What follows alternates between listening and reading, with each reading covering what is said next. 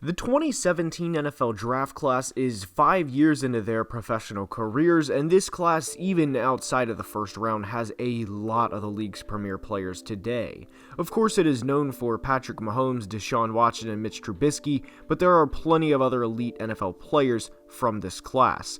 And in today's video, we are going to be grading picks 1 through 16 in reverse order, so we will be starting with Marlon Humphrey of the Ravens and finishing with Myles Garrett of the Browns. I say this now, I will be grading pretty strict, but there's a lot of great players, so without further ado, let's begin.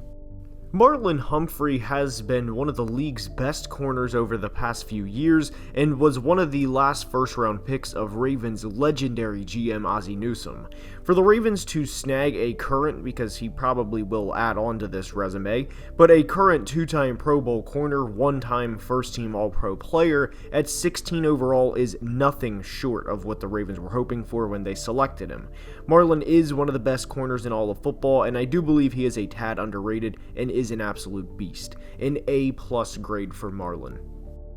Malik Hooker, the safety of the Indianapolis Colts, was pick 15, and this selection, to no one's fault, was disappointing. I think we all have a player in our minds where you wish they could have stayed healthy to see what they could have been, and Malik is one I think of quite a lot. Coming out of Ohio State, he was one of the best safeties in the draft and was kind of overshadowed by Jamal Adams because of how good he was at LSU, but Hooker was a beast in his own rights. Also, shout out Newcastle High and the Whippia where he played high school athletics, but in 4 years in Indy, because he played 2021 Dallas, so 4 years in Indy, he tore an ACL and an Achilles and never played a full 16-game season. He was productive when he played and gets a D. Derek Barnett to Philly at 14 was the selection, and this pick was used from the pick Philly acquired from the Sam Bradford trade with the Minnesota Vikings.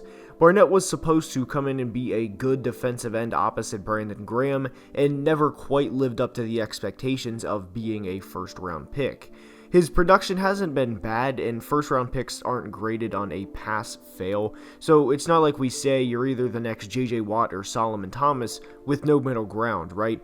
And Barnett has been okay, but never elite. He's the stereotypical, if you draft him in the second round or later, you're happy with it, but not with 14 overall. 5 years later, he gets a C. Haason Reddick to the Arizona Cardinals was prior to Barnett, and he was one of my favorite prospects in the draft. And not surprisingly, with the way we see the Cardinals develop linebackers, he took a little time to get used to the NFL. He didn't have a great rookie year, and even 2018 wasn't his best, but over the past 3 years, this has been a player that's really came into his own, and especially as a pass rusher. In some ways, this is a little bit of a what if. Who knows what he could have been if he'd been a pass rusher from the start, as he has 23.5 sacks over the past 2 years, and the Cardinals let him walk. Reddick is a good NFL player, and for the 4 years he spent in the desert, gets a B. Deshaun Watson is up for the Texans, and on the field, he has been a good player for them. In his 3.5 years with Houston, because he tore his ACL his rookie year, he's thrown for over 100 touchdown passes, and the Texans won a playoff game with him at quarterback. Now, he can't help what happened around him with the complete dismantling of the franchise, but Deshaun Watson is a franchise quarterback, and there's a reason why in probably a few short weeks, maybe even less than that, teams are going to give up 3 first-round picks for him, an A+ grade. Corner Marshon Lattimore to the Saints was pick 11, and this was a part of, and I don't say this lightly, a legendary draft class for New Orleans. Marshon was the start to a terrific weekend for the team in the Bayou, and through 5 years he has 4 Pro Bowls and was the Defensive Rookie of the Year back in 2017. And because they play the same position, his career has largely been overshadowed by a player like Jalen Ramsey, who in a lot of ways is an all-time corner, where Lattimore is very good, but not quite at that level. Please understand, no team would ever say to Marshon, nah, we're good. He's a beast. A+. Well, Patrick Mahomes is up, and you guys, what can I say that you either A, haven't already heard, B, haven't seen for yourself, and on the biggest stage, might I add, and C, haven't already thought for yourself. There's a reason why whenever teams are drafting quarterbacks now, and especially projects, considering he himself was a project quarterback, say, good luck finding the next Mahomes. He's the gold standard of the position in the NFL in less than 5 years, starting because of his redshirt year back in 2017. He's won an MVP, a Super Bowl MVP, and been to another Super Bowl. Oh, and the Chiefs have been to 4 straight AFC Championship games. This is rare, but he's earned it. A++. Mr. 42240 John Ross himself was picked prior to Patrick Mahomes, and for everything about Mahomes that was said, it's in a lot of ways the opposite for Ross. Ross, you could argue with the hype around him and everything, he peaked before the NFL draft even took place. He has 62 career receptions in 5 years and is used as an example now to not fall in love with a 40 time, an F grade for John. Christian McCaffrey to the Carolina Panthers was pick 8, and this is very tough to grade, because when he's healthy, it's an easy A+ to have a 1,000-yard rusher and receiver. That'd be one of a very select few in NFL history. But he's not always healthy, and that's kind of a problem when discussing his draft grade. He has over 6,600 total yards in 5 years and 47 total touchdowns, which is obviously nothing to scoff at or diminish his production. A+ when healthy, but he has played 10 games over the past 2 years, and that does factor in. And we are giving Christian an A- for today's video. Mike Williams of the Chargers is now up, and he just signed a 3-year, $60 million deal, and good for him, and congratulations on securing that bag, Mike. I think this is a perfect example of a player who needed some time to develop, and once he did, and has for that matter, he's been good to go. Mike has 2 1,000-yard years in the last 3 years, and is becoming better by the year, and I would expect that to only continue with the quarterback he has throwing him the football. The only problem or tough part about grading him is there's so many dominant receivers in the NFL now that it's hard to justify a true great grade here because he's good and he's not, a Devontae Adams, Jamar Chase, Cooper Kupp, right? So because of all of this, we give Mike an A-. Safety Jamal Adams to the Jets is a very tough pick to grade because he wasn't really the player he was expected to be, and granted the expectations he had were truly astronomical. Like, people were legitimately thinking multiple first-time All-Pros and potential Hall of Fame caliber player, but this was also a player the Jets got 2 Pro Bowls out of and 2 future first-round picks, with one of them being in the top 10. Now, the production for the Jets, again, wasn't this once-in-a-lifetime type player like he was expected to be, and those expectations weren't fair to him, but having everything combined into one, I think you give this pick an A because of everything it represents and what you got out of it, and I think you could honestly argue it also being an A+. Corey Davis, the Titans' first-round pick, is up, and this is kind of a forgotten pick with the team's success over the past few years, and with the team's success in having a good young receiver in A.J. Brown.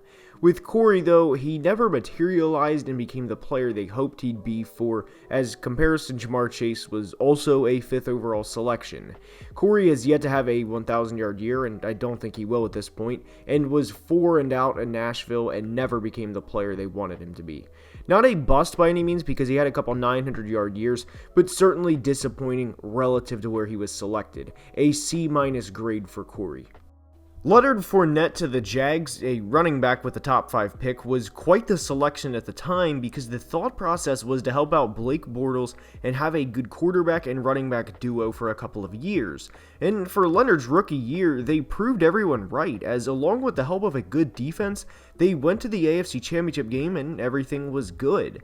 That unfortunately was the peak, and Leonard was eventually released, not traded, and that's key here, from the Jags before the start of his 4th season, which kind of makes this tough to grade. He finished his Jacksonville career with 2,600 rushing yards and 17 touchdowns, and 5 years later we give this a C.